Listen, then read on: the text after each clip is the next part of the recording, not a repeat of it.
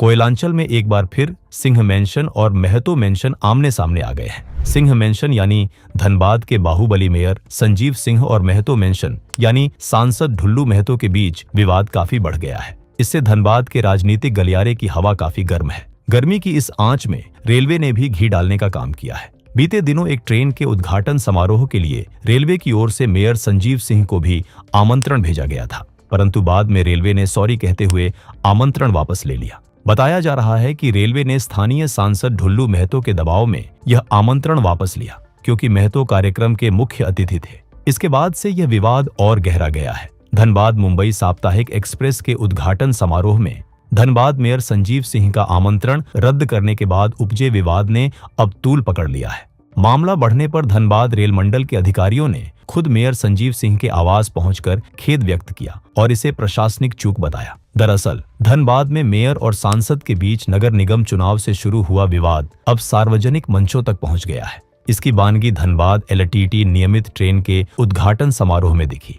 Railway ने पहले mayor Sanjeev Singh को विधिवत पत्र भेजकर कार्यक्रम में शामिल होने का आमंत्रण दिया। कार्यक्रम के मुताबिक सांसद ढुल्लू महतो को विधायक राज सिन्हा व रागिनी सिंह और मेयर की मौजूदगी में ट्रेन को हरी झंडी दिखानी थी। हालांकि कार्यक्रम शुरू होने से महज 1.5 घंटे पहले घटनाक्रम ने अचानक नया मोड़ ले लिया। धनबाद मंडल की तरफ से रात करीब 9:30 बजे दूसरा पत्र लिख मेयर को कहा गया कि आपको दिया आमंत्रण रेलवे बोर्ड के निर्देश के अनुरूप नहीं है।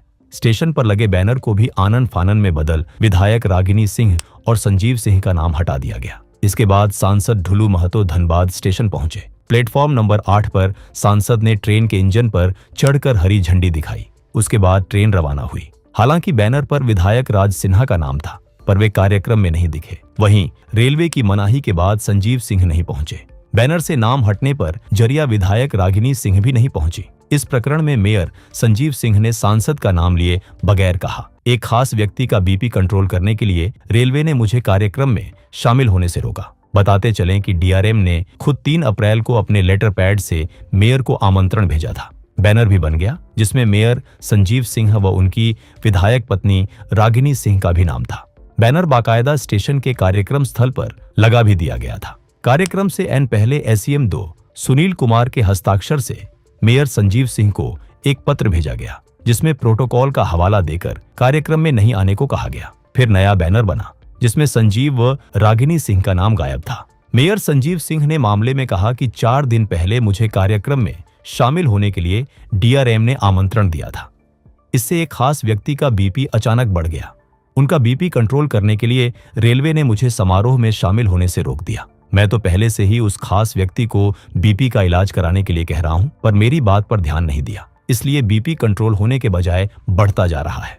इधर डीआरएम अखिलेश मिश्र ने कहा कि रेलवे बोर्ड के निर्देशों के तहत प्रोटोकॉल का पालन किया गया। इसके तहत स्थानीय सांसद व विधायक को आमंत्रित किया गया, पर मेयर को आमंत्रण पत्र देने और फिर उन्हें दूसरा पत्र लिख मना करने के संबंध में रेलवे अधिकारियों ने चुप्पी साध ली। बहरहाल यह मामला अब पूरे कोयलांचल में चर्चा का विषय बना हुआ है।